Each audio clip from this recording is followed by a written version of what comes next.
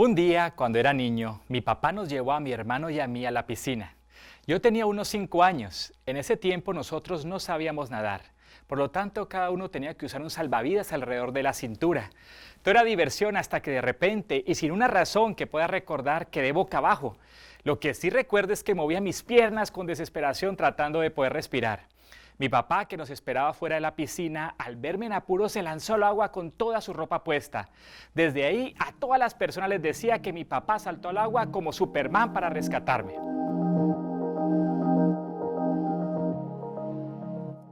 En la actualidad, la Iglesia Adventista del Séptimo Día también se está ahogando, pero en un mar de datos, en la Big Data, que consiste en un conjunto de datos gigante y complejo.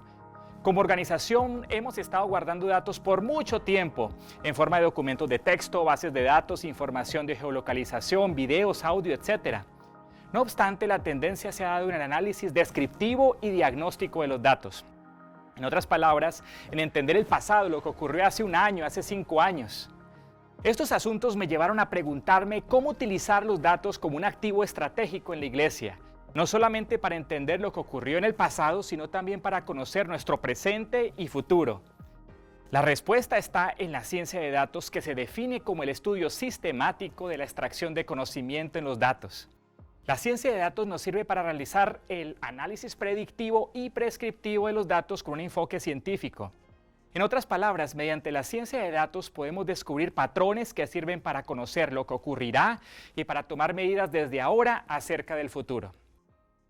A continuación presentaré algunas ideas que te pueden servir como miembro de iglesia, pastor, administrador, comunicador o educador para aplicar desde ahora ciencia de datos en la iglesia.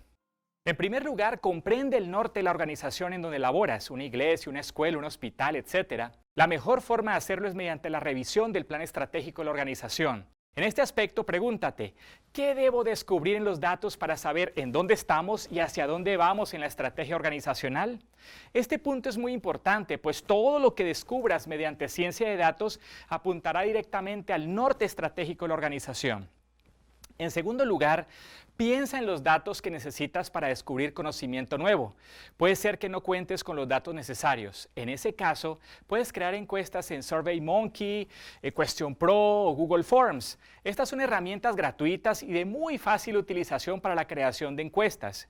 Otra opción consiste en utilizar datos abiertos, que son datos que cualquier persona puede acceder, usar o compartir sin costo alguno. Busca iniciativas de datos abiertos en tu ciudad o país. Hay datos abiertos muy interesantes, por ejemplo, en salud y educación. En tercer lugar, comprende los datos mediante técnicas estadísticas y de visualización de datos. Por una parte, te recomiendo utilizar R, Yamovi o YAPS, que son herramientas de análisis estadístico muy poderosas sin costo alguno. Por otra parte, para la visualización de datos hay varias opciones, tales como Tableau, Qlik o Microsoft Power BI. De hecho, algunas de estas alternativas ofrecen opciones gratuitas para educadores. Asimismo, hay alternativas de código abierto de visualización de datos, tales como Wave y D3. Por otra parte, si estás interesado en realizar estudios más avanzados en ciencia de datos, te invito a aprender y a aplicar técnicas de aprendizaje automático, que es una subárea de la inteligencia artificial para crear modelos predictivos. Básicamente, mediante aprendizaje automático, las computadoras pueden aprender sin una programación explícita. Finalmente, es importante comunicar de forma eficiente los resultados con el público que pueda estar interesado en ellos. Para transmitir de forma adecuada estos resultados, cuenta historias a través de visualizaciones simples y comprensibles, por ejemplo, mediante infografías. La ciencia de datos tiene el potencial de ayudarnos a entender nuestra situación actual y las tendencias de una forma sin precedentes. Más aún, la manipulación de los datos, la comprensión de cómo se recopilan y conocer cómo analizarlos e interpretarlos son competencias profesionales altamente requeridas hoy en día. Ya que la ciencia de datos es de corte transversal, la puedes utilizar en muchas áreas dentro de la iglesia. Por ejemplo, en evangelismo para entender las necesidades de tu comunidad, en finanzas para realizar predicciones de ingresos y egresos de tu institución, en educación para entender los perfiles de los estudiantes y para hacer predicciones de retención. O aún en medios de comunicación para crear perfiles de las personas, de la audiencia en televisión, radio o internet.